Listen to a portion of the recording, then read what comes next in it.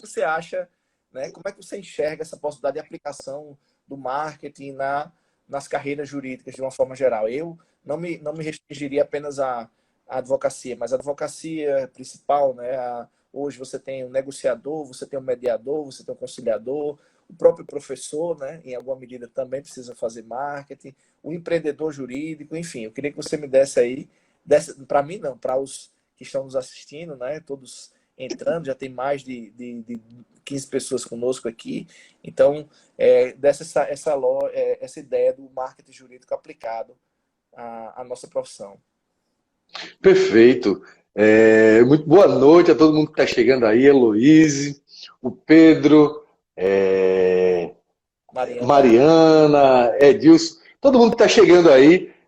Muito obrigado aí pela presença. Eu espero que a gente consiga colaborar de uma forma muito bacana com vocês e aprender ao mesmo tempo, porque eu sempre desde que eu cheguei nesse universo da internet, eu sou muito tímido, pode não parecer, eu sou extremamente tímido, e desde que eu resolvi vir para esse universo da internet, eu vim muito aberto, na verdade, para aprender, né? Porque a gente tem os caminhos do marketing, os caminhos da comunicação. Eu costumo sempre dizer, a primeira coisa que eu falo para todo mundo, olha, esqueça essa história de que comunicação é uma coisa que acontece de forma espontânea. Não é. Nós, como seres dotados de inteligência, de percepção, a gente está o tempo todo, o cérebro da gente está o tempo todo trabalhando para que a gente se sinta seguro, para que a gente esteja num ambiente seguro. E é importante compreender que quando a gente fala de marca, de construção de marca, a gente vai usar o marketing, né, para criar os valores dessa marca, a gente tem que entender que marca não é um desenho, marca não é um partido gráfico, não é uma fonte que a gente gosta, na cor que a gente gosta. Marca é memória, é tudo aquilo, é todo aquele rastro que a gente deixa na memória das pessoas que têm contato com a gente, com a nossa empresa, com o nosso serviço, com o nosso produto.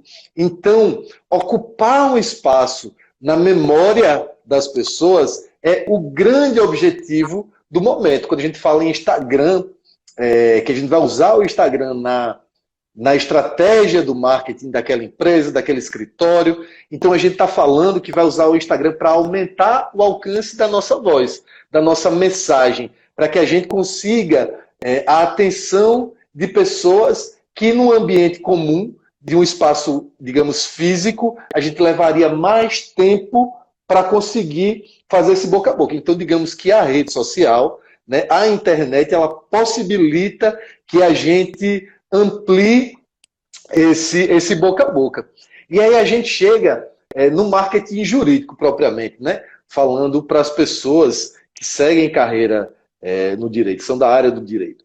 É muito importante entender, eu me lembro que a gente lá no comecinho de tudo isso, que a gente tinha os nossos clientes de escritórios, de advocacia, de advogados, o que acontecia era tudo muito engessado, porque a gente não podia ultrapassar determinada linha, né? A gente sempre tinha que estar ali dentro da linha da educação, a gente tinha que estar promovendo, criando esse marketing em volta dessa informação, publicizando a marca, construindo a memória da marca daquele escritório, daquele advogado, daquela experiência, só que sem falar que ela existia. Na verdade, a gente estava o tempo todo falando de código, de lei, dando dica, instruindo, ampliando a consciência do consumidor, mas sem falar que aquele advogado existia.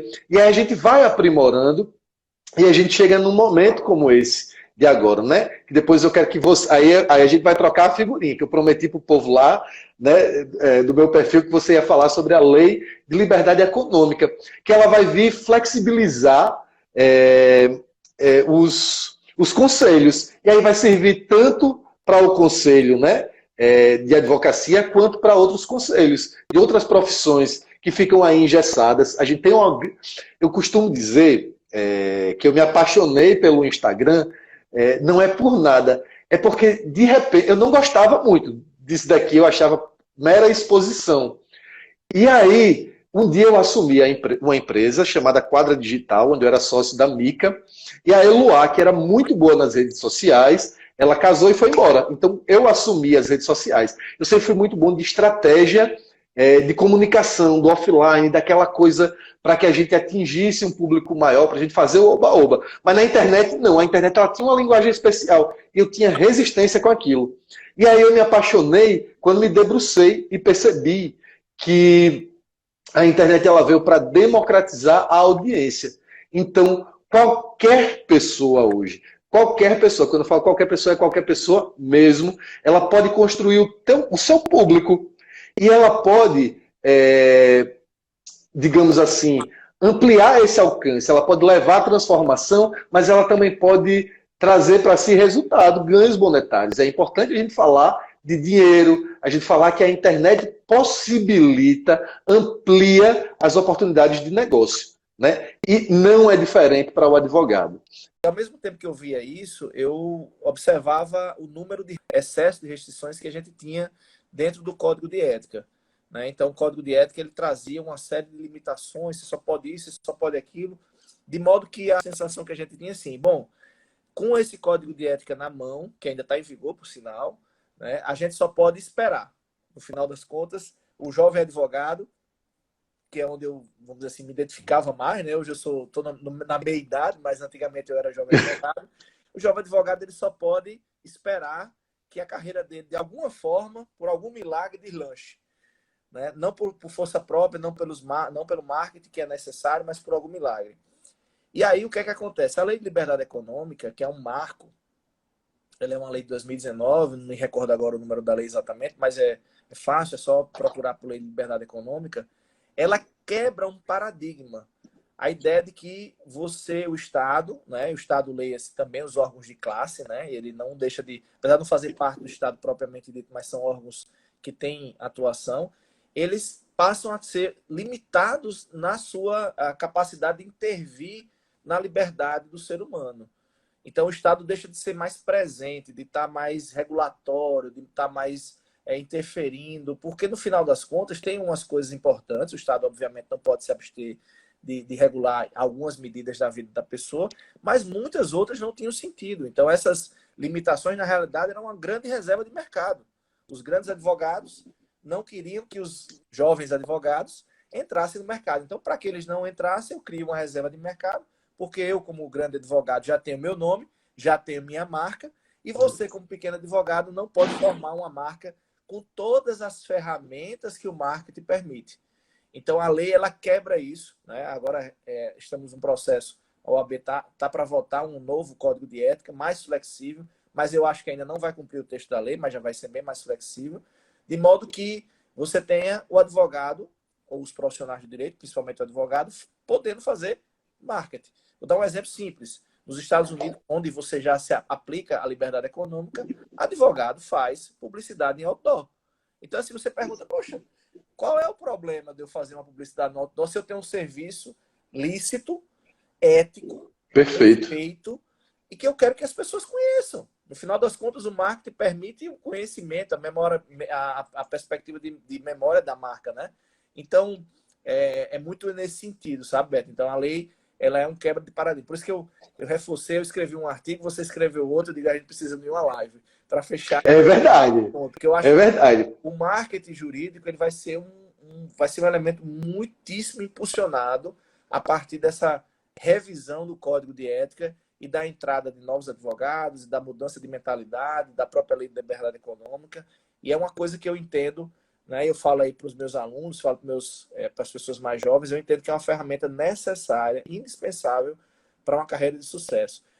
Como é que eu tirei um trecho do seu artigo, você já falou sobre isso, a importância da marca, mas eu queria que você reforçasse a importância da marca, essa lógica de como é que você cria essa memória, né? Que você colocou muito bem, né? A marca é uma memória. Eu vou criar aí um elemento de vou colocar dentro do HD de cada uma das pessoas para que ele lembre de mim quando acontecer determinada coisa, né? Marcas mais conhecidas, né? Como McDonald's, você tem fome, já vê a marca, já entende a marca, outras marcas que estão aí. Então, eu penso que é mais ou menos nesse sentido. Eu queria que você reforçasse isso. É muito legal. A primeira coisa que eu queria desconstruir é a questão que as pessoas elas precisam começar a pensar em si como marcas. À medida que a gente se movimenta pelo mundo, pela sociedade, à medida que a gente vai fazendo, vai criando vínculos de trabalho, vínculos afetivos, a gente está construindo essa marca. Né? Essa marca é quem? Somos nós, é o nosso rosto. É a característica sentimental, cognitiva, intelectual que a gente deixa para o mundo. É dessa marca que eu estou falando. A gente pode representar ela graficamente? Pode, de forma objetiva. Né? E aí a gente vai chamar isso de identidade visual. A identidade visual é a parte gráfica que representa o conjunto de valores, né? Que nós, enquanto indivíduos profissionais, ou enquanto uma empresa ela deixa para o mundo, né? Nesse contato de experiência com o que a gente está oferecendo. E aí, por que a gente vai trabalhar a marca pessoal? É para a gente chegar aqui e mostrar que a gente é legal, gente boa, bonzinho? Não. É para que o mercado perceba a transformação que a gente oferece. Então, a gente pode pegar um exemplo muito simples. Às vezes você tem um vendedor que trabalha para uma loja, né? E aí ele fica ali por trás da marca da loja o tempo todo, às vezes até fazendo isto, tentando vender alguma coisa da loja, mas ele está esquecendo do quão bom vendedor ele é. Se ele trabalhasse a marca pessoal dele, as pessoas criariam a confiança também na palavra dele. E aí é isso que a gente vai trazer para os profissionais, seja ele do direito, seja ele da saúde, seja ele do campo do conhecimento que for. A gente precisa apresentar para o mundo essa capacidade de resultado e transformação que a gente tem. Que você escreveu, que eu recomendo demais que vocês, quem está na nossa live, leia o artigo, porque de fato está muito bem escrito, está muito bem articulado, vamos dizer assim. E também convido, né? Logo a gente vai ter uma coluna do Beto, exatamente falando sobre marketing político no Jutec. Então, já convido também antecipa essa informação para a gente avançar. Mas veja, no seu artigo você diz assim, quando o profissional não sabe se distinguir dos demais, acaba correndo o risco de ser mais um no meio de tanto. É um elemento realmente preocupante, né? Ou seja, você não Sim. É uma das dificuldades que a gente tem, são muitos advogados, a gente tem uma enormidade de profissionais, um universo de advogados, e isso é um dos grandes medos que a gente tem hoje dentro da profissão, ou seja, como é que eu vou me distinguir, né? E aí eu coloquei aqui a ideia de como é que funciona o processo de construção da marca, né? E que ferramentas o profissional pode usar para construir hoje, né? Esse profissional de hoje, ou seja, imaginando que as amarras do código de ética vão desaparecer, né? E se Deus quiser vão desaparecer ou minimizar, ou mesmo que ele se baseie na lei de liberdade econômica e diga que não, agora eu vou exercer meu direito de liberdade econômica, de vender meu peixe, né? De ganhar meu dinheiro, de viver dignamente da minha profissão, oferecendo a todos que têm o interesse em conhecer. Como é que ele constrói isso? Como é que ele deve fazer para construir essa marca? E ter um sucesso, né? Como a gente colocou lá no título, né? Vamos lá! Do brand e do sucesso da carreira. Então, o que é que acontece dentro desse mecanismo, né, que eu estava falando? Nós, enquanto seres pensantes e racionalizadores do momento, o que é que a gente faz? A gente costuma se apegar a sentimento, a pessoa, a objeto, a fatos, a cores. A gente vai se apegando. E o que é que acontece?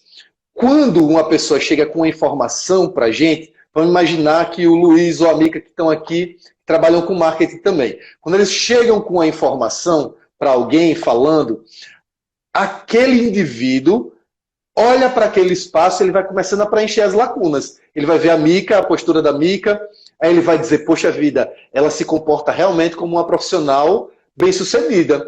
Ela vai olhar para o argumento de Luiz, aí ela vai preencher a lacuna, né? Ela vai pegar a informação que ela já está trabalhando, do mundo que ela conhece, ela vai dizer, poxa vida, aquele rapaz ali, ele sabe bem se comunicar. Ela vai preenchendo essas lacunas.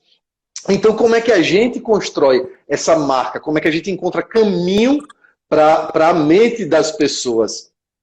A gente precisa trabalhar dentro da repetição. A gente precisa se tornar familiar para aquelas pessoas. E a gente só obtém esse êxito à medida que a gente aparece para elas, né? E que ferramentas a gente utiliza? né? Eu sou muito focado hoje no Instagram, porque o Instagram ela é a rede social mais relevante do país. Ela é relevante por causa dos números? Também, embora nós sejamos o terceiro país em número de usuários ativos, só no Brasil acontece o fenômeno de usar o Instagram como referência. A pessoa, muitas vezes, ao invés de ir lá no Google, fazer a busca dela, ela vem aqui no Instagram e ela digita o que ela está buscando para poder encontrar, para poder saber quem é que está seguindo, quem é que está comprando, o que é que está sendo oferecido, né? Então, existe aí uma série de ferramentas do marketing que organizam, digamos assim, essa comunicação. E ela pode ser feita de qualquer jeito. Eu vou ali para o Instagram para começar a fazer um monte de post, de frase, de lei, falando, né, para os advogados e advogadas.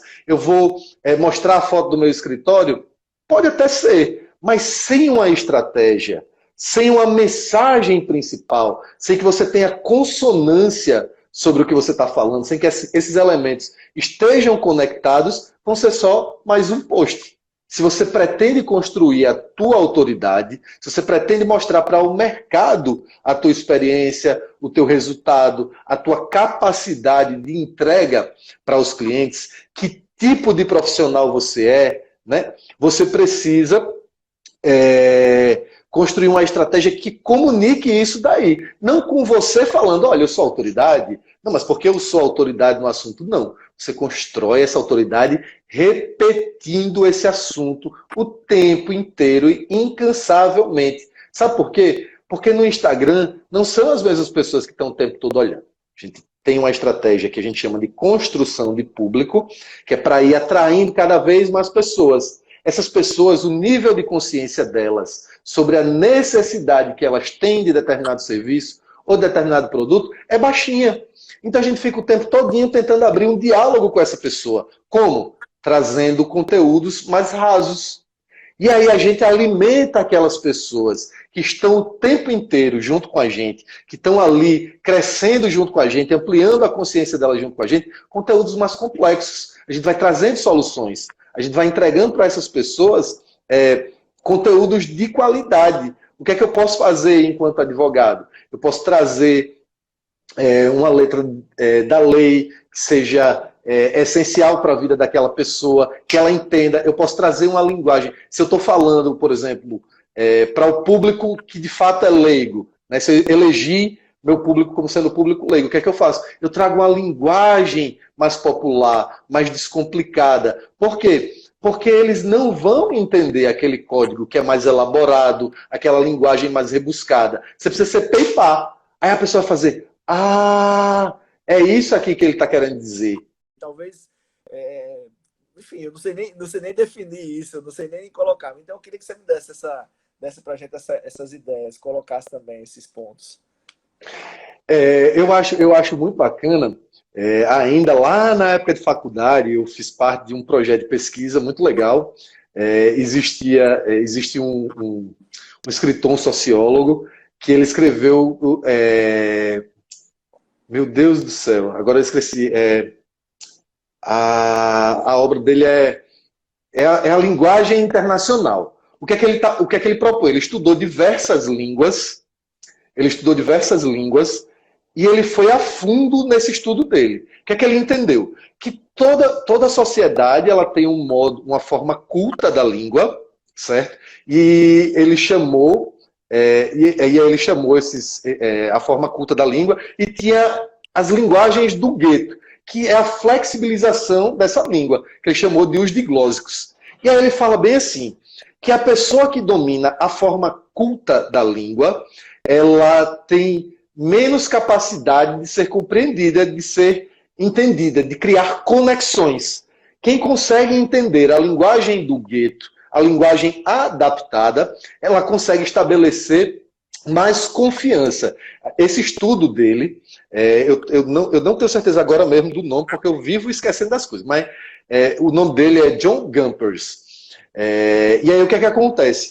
Ele diz que nessa interação face a face, quando eu entendo sobre o que o outro está falando, eu me abro, eu passo a confiar mais na palavra dele. E assim eu vou dando mais informações. E ao mesmo tempo a pessoa vai conseguindo passar mais informações. E a gente cria um vínculo, né? Como eu falei lá no começo, os diálogos, as nossas interações, elas não ocorrem de forma espontânea. O cérebro da gente está ali o tempo todinho fazendo teste. Estou seguro, não estou seguro, estou seguro, não estou seguro. E ele vai usando o nosso conhecimento de mundo. E aí, tudo conta. Desde a forma com que a gente se movimenta, a roupa que a gente usa, os acessórios que a gente está carregando com a gente. Então, é extremamente fundamental saber com quem a gente vai falar. Não vai adiantar a gente se preparar, a gente preparar um discurso incrível, uma linguagem incrível, cheia de informação, se eu vou conversar para uma pessoa que não vai entender. Ela vai olhar para a gente e vai dizer, tá doido. É como se a gente fosse uma pessoa que não tivesse voz, a gente está só abrindo a boca, porque ela não vai estar entendendo. Ela não vai entender do que se trata. Então é preciso entrar na cabeça, né? A gente precisa entender com quem a gente está falando. A gente precisa trazer, vamos imaginar que você está no ramo da advocacia corporativa. Que tipo de empresários você vai atender? Esses empresários todos, eles dominam essa linguagem culta do direito? Ou existiu alguma pessoa que está lá no interior, que ele estava lá batalhando, ele conseguiu construir o patrimônio dele, e agora ele está multiplicando, ele precisa do advogado, mas a linguagem dela é aquela lá, aquela linguagem menos rebuscada, do dia a dia. Então a gente precisa entender, né, o que é que ele está falando, até para que ele nem sinta vergonha de procurar. Porque ele pode olhar e dizer, vixe Maria, eu não posso falar com aquela pessoa não, porque ele vai pensar que eu sou um tapado. A gente precisa ter essa sensibilidade. Então, é muito importante entender o que é a persona. A persona é a personificação do nosso cliente ideal. Quem é ele? Quem é esse cliente que me compra? Como é que ele fala? Que linguagem ele entende?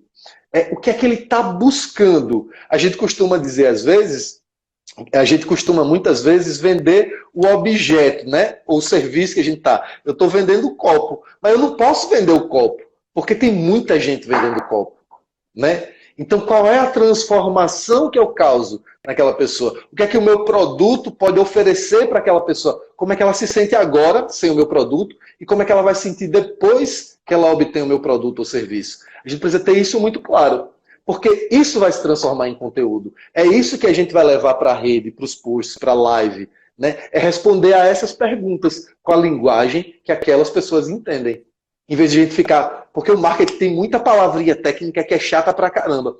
E eu sempre falei também, quando eu começar a conversar com as pessoas, eu vou desmanchar isso tudo. Eu quero chegar aqui falando o meu lai high, lai rem. Eu quero trazer essa linguagem que as pessoas que estão perto de mim entendem. Quando elas sentarem à mesa comigo, elas vão entender que eu consigo dialogar com elas. Então é muito importante também a gente se despir um pouquinho da vaidade da gente.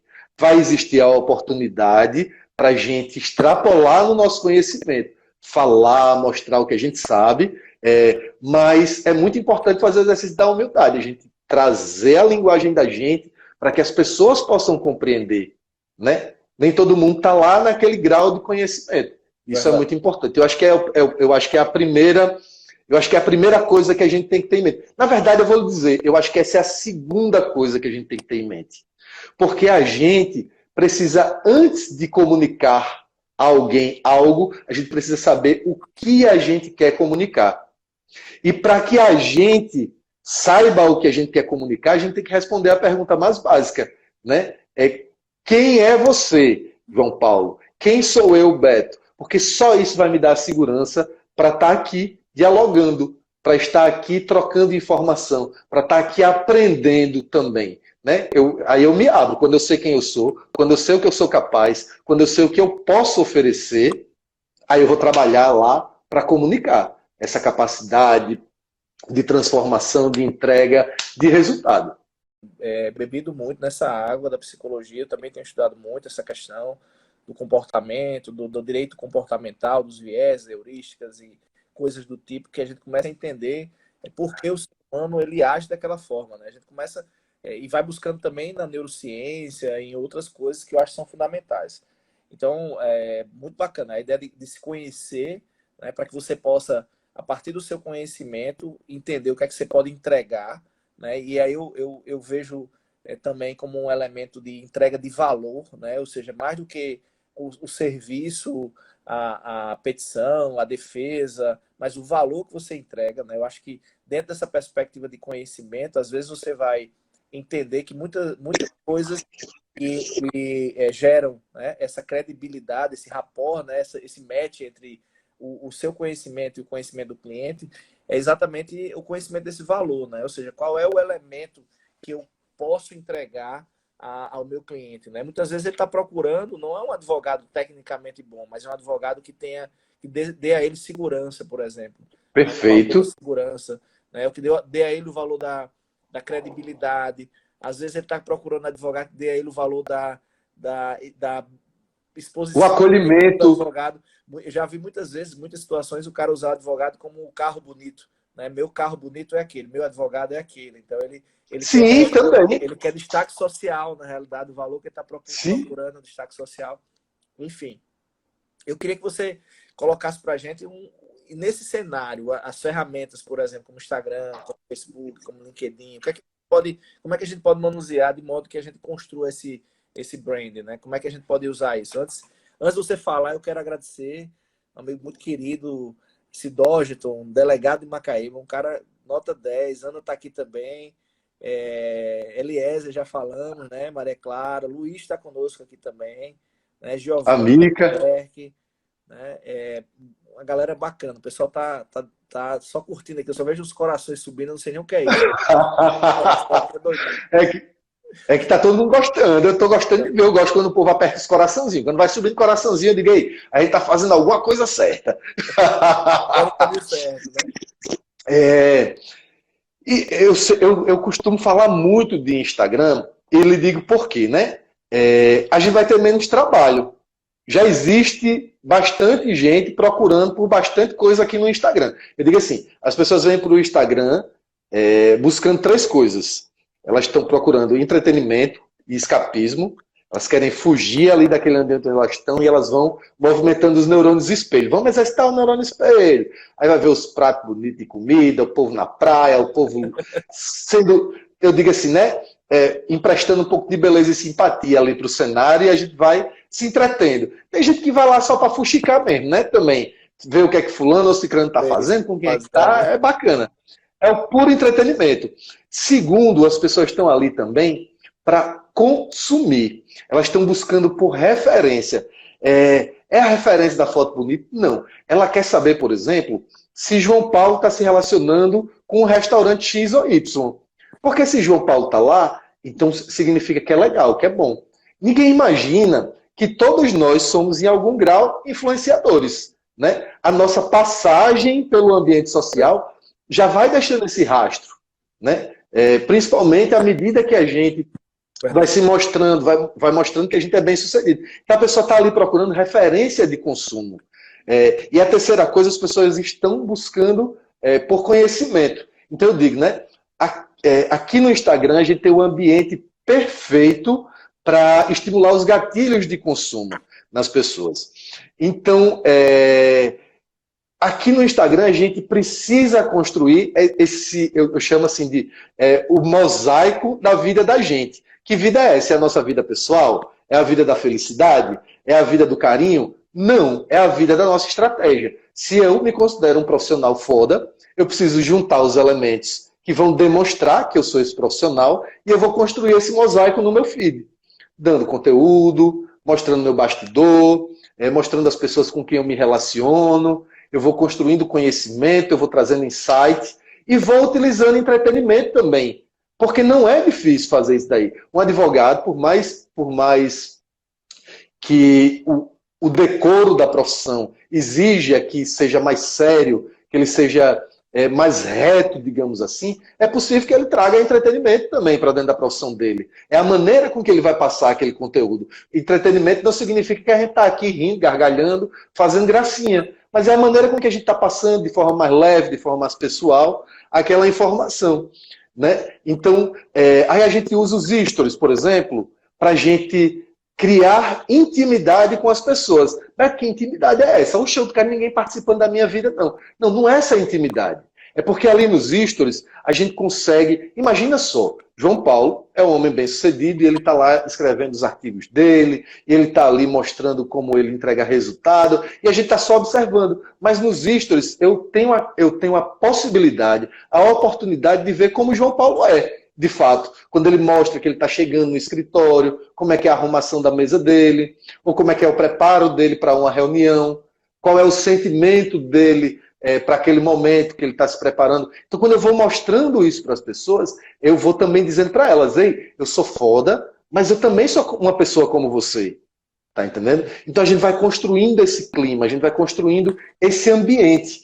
E eu digo sempre, é muito importante racionalizar o que a gente está fazendo, racionalizar o que a gente está postando. Não é sobre um like, não é sobre um comentário, não é sobre um compartilhamento, é sobre o mosaico, é sobre a imagem que a gente está construindo, quadradinho a quadradinho, 15 segundos a 15 segundos, é sobre esse rastro de memória que a gente está deixando para as pessoas. Beto, mas eu posso ter um perfil pessoal e um perfil profissional? Pode, não tem problema, mas você dá conta? Isso Porque se, né, você dá conta, porque eu não dou. Então, dentro da minha estratégia está tudo aqui. As pessoas vão entender como funciona a minha vida, mas elas vão entender também sobre o resultado que eu entrego. Né? E aí, como é que se constrói isso? A gente constrói racionalizando o conteúdo. A gente constrói criando listas de como é que a gente representa o nosso conteúdo. Olha, eu sou do direito previdenciário. Então, o que é que eu posso falar sobre direito previdenciário? Construa uma lista. Eu posso falar sobre essa lei, eu posso dar essa dica, eu posso falar sobre isso daqui. Eu sou do direito corporativo. O que é que eu posso falar para o empresário? Quais são as dores do empresário? Posso falar isso eu construo uma lista. Mas aí agora, como é que eu represento meus valores? Aí eu represento meus valores como? Eu sou um cara família. Eu represento postando uma foto da minha família, eu represento postando uma foto com os meus amigos. Beto, mas eu sou um advogado, eu vou postar a foto com os meus amigos num restaurante? E por que não? Você é uma máquina de redigir petições? Não é. Não é. Você trabalha para poder ter uma vida boa, né? E as pessoas querem ver isso daí, né? Isso demonstra para elas que você tem alegria pelo que você faz, você tem paixão pelo que você faz. E nada cria mais conexão do que quando a gente mostra que a gente ama o que a gente faz.